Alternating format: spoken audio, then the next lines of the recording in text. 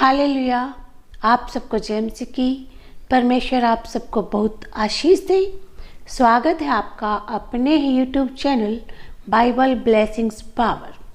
परमेश्वर की नई नई आशीषें लेने के लिए, बाइबल की गहराइयों को जानने के लिए और पवित्र कलाम को समझने के लिए आप इस चैनल को सब्सक्राइब करें, लाइक करें और वीडियो को शेयर करें। परमेश्वर की आत्मा अगुवाई करता है कि मैं आप लोगों के लिए दुआएं करूं। वीडियो के आखिर तक आप मेरे साथ बने रहें, क्योंकि वीडियो के बीच में मैं आप लोगों के लिए दुआएं करती हूं और इस दौरान परमेश्वर आपको बहुत आशीष देगा। परमेश्वर आपकी हर समस्याओं को दूर करेगा। हर एक बीमारियों से आप छुटकारा पाएंगे। हर एक समस्या जो भी आपके जीवन में रुकावट बनी हुई है, उन सब रुकावटों को, उन सब समस्याओं को परमेश्वर दूर करता है। आज का हमारा विषय है पृथ्वी पर स्वर्गदूत। भाग 1 में हमने पढ़ा कि कैसे परमेश्वर पुराने समय में स्वर्गदूतों को अपने लोगों के पास भेजता था और वही परमेश्वर आज हमारे आसपास भी स्वर्गदूत भेजता है। आज हम पढ़ेंगे पृथ्वी पर स्वर्गदूत का भाग 2। इस वीडियो में आज हम देखते हैं कि कैसे परमेश्वर अपने लोगों के आगे आगे स्वर्गदूत भेजता है। आइए हम बाइबल से निकालते हैं भजन संहिता की पुस्तक 34 अध्याय उसका 7 वचन, 34 का 7। आइए पढ़ते हैं। यहोवा के डरवैयों के चारों ओर उसका दूत छावनी किए हुए उनको बचाता है। बाइबल में परमेश्वर क्या कहता है? जो परमेश्वर के डरवैये हैं, जो परमेश्वर का भय मानते हैं, उनके साथ हमेशा ही परमेश्वर स्वर्गदूत भेजता है। कितना महान परमेश्वर है जो अपने से डरने वालों के लिए क्या भेजता है? Special security. कितनी बड़ी सुरक्षा परमेश्वर अपने लोगों के आसपास रखता है। बाइबल में साफ लिखा है कि डरवैयों के चारों ओर उसका दूत छावनी किए हुए उनको बचाता है। जो परमेश्वर का भय मानते हैं, जो परमेश्वर के नाम को महिमा और जलाल देते हैं, परमेश्वर उसके आसपास अपने स्वर्गदूतों को भेज देता है। आइए हम आगे पढ़ते हैं। जब यीशु मसीह की परीक्षा शैतान ने ली, उस समय परमेश्वर ने पृथ्वी पर अपने स्वर्गदूत यीशु मसीह की सेवा करने के लिए भेज दिए। आइए हम बाइबल से पढ़ते हैं। मरकुस की पुस्तक उसका 1 अध्याय उसका 13 वचन। क्या लिखा है? जंगल में 40 दिन तक शैतान ने उसकी परीक्षा की। किसकी परीक्षा की? यीशु मसीह की। और वह वन पशुओं के साथ रहा और स्वर्गदूत उसकी सेवा करते थे। जब यीशु मसीह की परीक्षा शैतान ने ली, तो यीशु मसीह जी कहाँ रहते थे? जंगल के पशुओं के साथ यीशु मसीह रहते थे। इस दौरान भी परमेश्वर के स्वर्गदूत उसकी सेवा करते थे। यानी कि प्रभु यीशु मसीह के साथ परमेश्वर हमेशा स्वर्गदूत रखता था। आइए हम आगे पढ़ते हैं बाइबल से। जब यीशु मसीह पहाड़ पर जाकर प्रार्थना कर रहे थे, उस समय भी स्वर्गदूत उनको सामर्थ्य दे रहे थे। आइए हम बाइबल से पढ़ते हैं। लूका की पुस्तक 22 अध्याय उसका 43 वचन, 22 का 43। तब स्वर्ग से एक दूत उसको दिखाई दिया जो उसे सामर्थ्य देता था। यानी कि जब भी यीशु मसीह परीक्षा की घड़ी में आए, परमेश्वर ने उनकी परीक्षा लेना चाहा, साथ में परमेश्वर ने उनके लिए अपने स्वर्गदूत भेज दिए जो हमेशा यीशु मसीह के साथ रहते थे। आज भी वही परमेश्वर है। आज भी परमेश्वर हमारे साथ स्वर्गदूत भेजता है और हमें हर एक मुसीबत से, हर एक परेशानी से छुटकारा देता है। आइए हम आगे पढ़ते हैं। परमेश्वर ने स्वर्गदूतों को अलग अलग नाम से पुकारा है। आइए हम पढ़ते हैं परमेश्वर के स्वर्गदूत पृथ्वी पर किस किस रूप में आते हैं और आज भी हमारी सहायता करते हैं। आइए हम बाइबल से पढ़ते हैं। इब्रानियों की पुस्तक 1 अध्याय 5 वचन। क्योंकि स्वर्गदूतों में से उसने कब किसी से कहा तू मेरा पुत्र है। किसको कहा? स्वर्गदूत को कहा कि तू मेरा पुत्र है, आज तू मुझसे उत्पन्न हुआ और फिर यह मैं उसका पिता होऊंगा और वह मेरा पुत्र होगा। परमेश्वर ने स्वर्गदूतों को अलग अलग नाम से पुकारा है। किसी को परमेश्वर ने आग कहा है, किसी को परमेश्वर ने पवन कहा है, किसी को परमेश्वर ने अपना पुत्र कहा है। आइए हम आगे पढ़ते हैं क्या लिखा है। 6 वचन में क्या लिखा है? और जब पहलौठे को जगत में फिर लाता है तो कहता है परमेश्वर के सब स्वर्गदूत उसे दंडवत करें, कि परमेश्वर के सभी स्वर्गदूत उस पहलौठे के आगे सिर झुकाएं और उसका सम्मान करें। आइए हम पढ़ते हैं आगे 7 में क्या लिखा है। और स्वर्गदूतों के विषय में यह कहता है वह अपने दूतों को पवन और अपने सेवकों को धधकती आग बनाता है। देखिए वचन कितना गहरा है। अपने स्वर्गदूतों को वो क्या बनाता है? पवन, हवा बनाता है। और अपने सेवकों को, जो परमेश्वर की सेवा करते हैं, जो परमेश्वर का काम करते हैं, उनको परमेश्वर धधकती हुई आग बनाता है।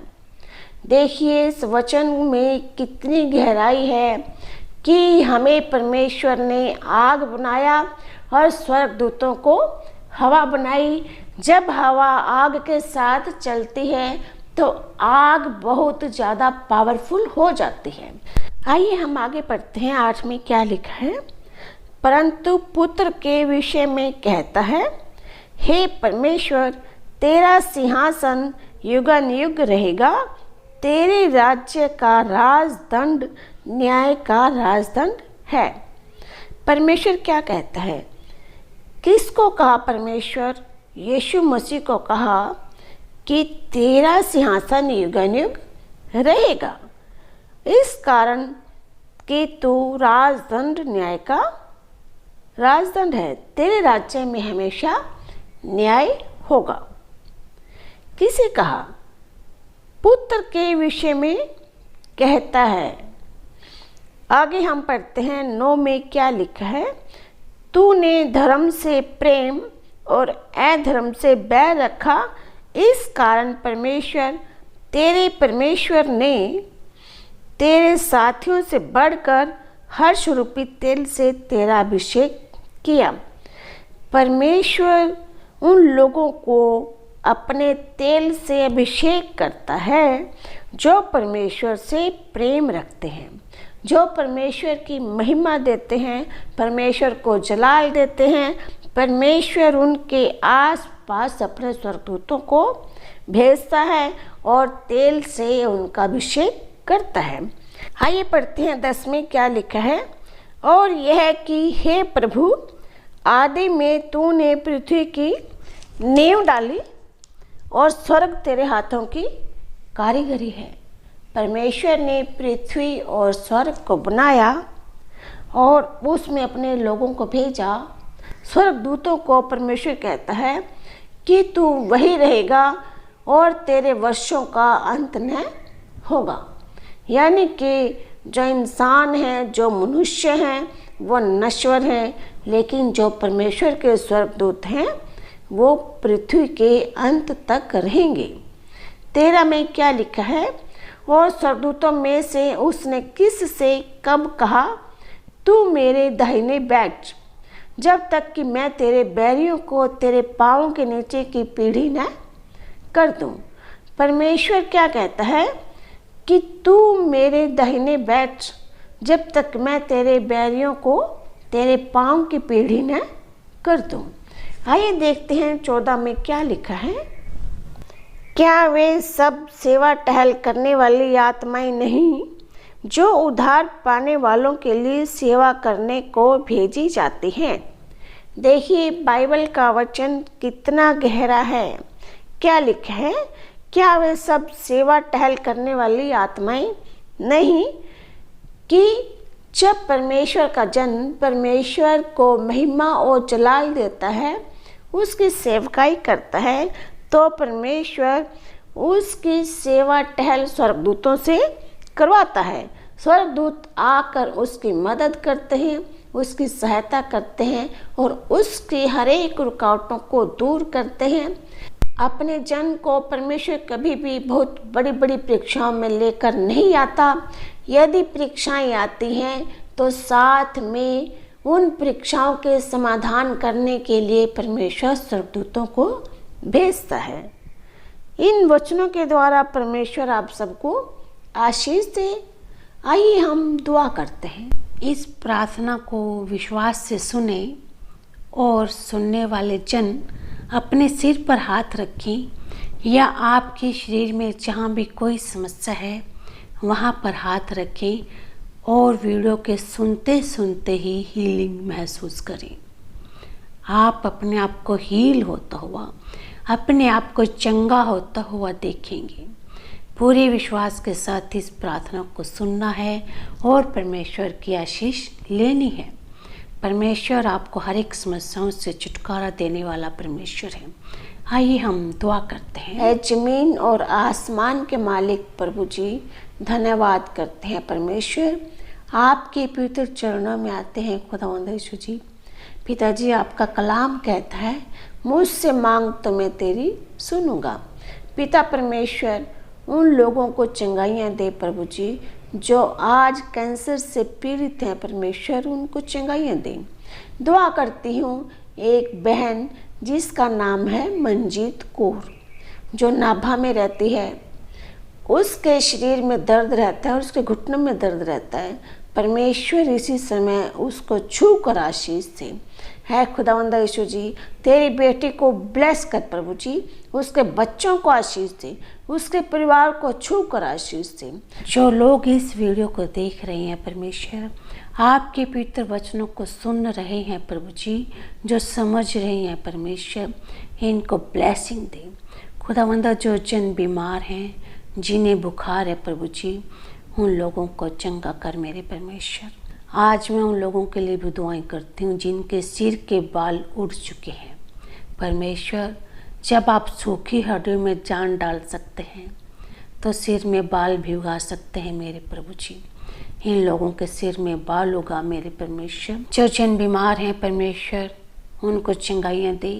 जिनकी आंखों में समस्याएं हैं प्रभु जी, उनकी आंखों को छू कर आशीष दे, क्योंकि आपने अंधों को आंखें दी हैं परमेश्वर, बहरों को आपने कान दिए हैं प्रभु जी, गूंगे आपके नाम से बोलने पाए। जिनके घुटनों में दर्द है प्रभु जी, उनके घुटनों के दर्द को दूर कर मेरे परमेश्वर। अपने पवित्र लहू की बूंदें उनके ऊपर लगा दे पिता परमेश्वर।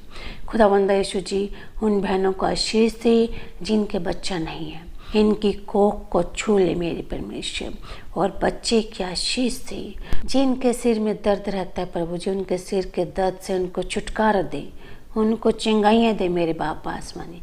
खुदावंद यीशु जी, उन लोगों को आशीष दे जिन्हें सर्वाइकल है, जिन्हें थायराइड है मेरे बाप आसमानी, जिन्हें अस्थमा है प्रभु जी, जिन्हें टीवी है मेरे परमेश्वर, इन सब बीमारियों से उनको छुटकारा दे मेरे बाप आसमानी। आज ही ये लोग चंगाइयाँ महसूस करने पाए पिता परमेश्वर। जो लोग फाइनेंशियल प्रॉब्लम से जूझ रहे हैं, जो कर्ज से दबे हुए हैं प्रभु जी, इन लोगों को कर्ज से छुटकारा दे परमेश्वर। इन लोगों को आशीष दे प्रभु जी। जिन लोगों के पेट में दर्द रहता है पिता परमेश्वर, उस दर्द को दूर कर मेरे बाप आसमानी। कमर के दर्द को दूर कर परमेश्वर, घुटनों के दर्द को दूर कर प्रभु जी। इन सब दुआओं को सुन ले प्रभु जी और सुनकर आशीष दे और चंगाइयाँ दे मेरे परमेश्वर। अपने आप को और इन सब लोगों को जो इस वीडियो को देख रहे हैं प्रभु जी, आपके समर्थित चेहरे हुए हाथ में सौंप देती हूँ। जिंदा परमेश्वर, इस छोटी सी दुआ को सुन और ग्रहण कर। उद्धारकर्ता प्रभु यीशु मसीह के नाम से मांगते हैं, आमीन। इन वचनों के द्वारा और इन दुआओं के द्वारा परमेश्वर आप सबको आशीष दे। यदि आप इस वीडियो को शेयर करते हो तो ये आप परमेश्वर का काम कर रहे हो। परमेश्वर आपको इस्तेमाल करना चाहता है। आप परमेश्वर की वाणी को सुनो और चिंगाइयाँ और आशीषें पाओ। परमेश्वर आप सबको आशीष दे। बाइबल की गहराइयों को जानने के लिए और परमेश्वर के नई नई आशीषों को लेने के लिए आप इस चैनल को सब्सक्राइब करें, वीडियो को लाइक करें और शेयर करें। परमेश्वर आप सबको बहुत आशीष दे। आप सबको जय मसीह की।